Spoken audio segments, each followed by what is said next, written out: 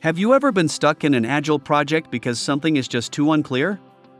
Sometimes, you need a little extra time to figure things out before you can move forward. That's where a spike comes in. In this video, we'll break down what a spike is in Agile, why it's useful, and how you can use it to solve tricky problems in your project.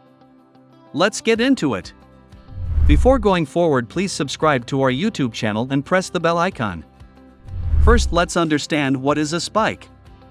A spike is a special type of task in Agile. Think of it as an exploration mission or research task.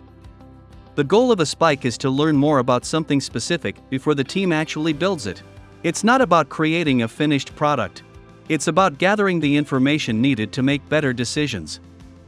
For example, let's say your team is developing a new app feature that requires a very specific type of payment gateway. No one on the team has worked with it before, so you're not sure how long it would take to set up or if it will even work for your needs. Instead of diving in blindly, you can create a spike to research that payment gateway and test if it fits. But why do we use spikes? There are two main reasons to use a spike in Agile. First, reducing uncertainty. When the team isn't sure about something, like how to solve a technical issue or if a certain design will work, a spike helps clear things up. Second, better estimation. When a task is hard to estimate, a spike lets the team do some research first. This way, they'll have a clearer idea of how much time, effort, and resources it will take when they're ready to tackle it for real. Using a spike helps the team feel more confident and prepared, which ultimately improves the quality of their work. Now let's understand what the types of spikes are. Spikes generally fall into two categories: technical spikes and functional spikes. Technical spike is used when the team needs to figure out something technical.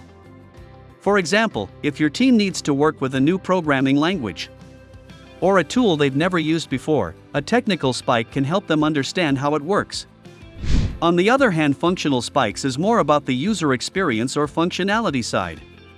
For example, if your team is trying to create a new feature, but it's not clear how users would interact with it, a functional spike could involve user research or testing different design ideas. Let's understand both with an example. Imagine you're building a fitness app and want to add a feature that suggests workouts based on the user's mood. Since this is a new idea, you're not sure how to approach it technically or how users might respond. You might use a technical spike to explore different ways to collect mood data and give personalized suggestions.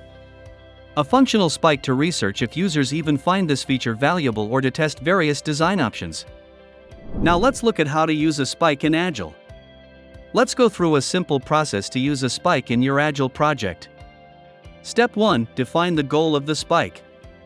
Start by clearly stating what you want to learn or figure out. This should be specific.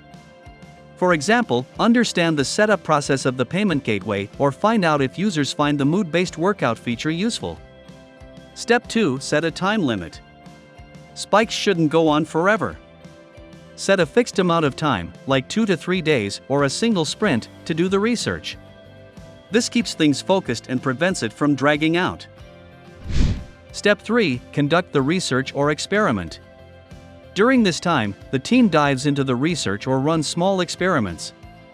This could involve looking up documentation, running tests, or even creating a small prototype to see how something might work. Step 4. Analyze findings. Once the spike is complete, review what you've learned. Did you find the information you needed? Is there still any uncertainty? Step 5. Document and share. Document the results of the spike so the whole team can understand the findings. This helps everyone stay aligned and ready to move forward with a plan. Now let's understand it with our payment gateway example. The spike might include researching setup instructions, testing the gateway in a sandbox environment, and checking for any limitations.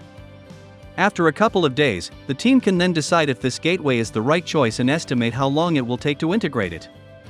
But when to use a spike? Spikes are best used when you're facing unknowns that need investigation before moving forward. The team can't make a reasonable estimate due to lack of information. There's a complex feature or technical requirement that needs deeper understanding. A spike helps avoid delays and mistakes down the line by providing clarity up front. So, in summary, a spike is a valuable tool in Agile that allows teams to dig into unknowns, make better estimates, and feel more prepared for the work ahead.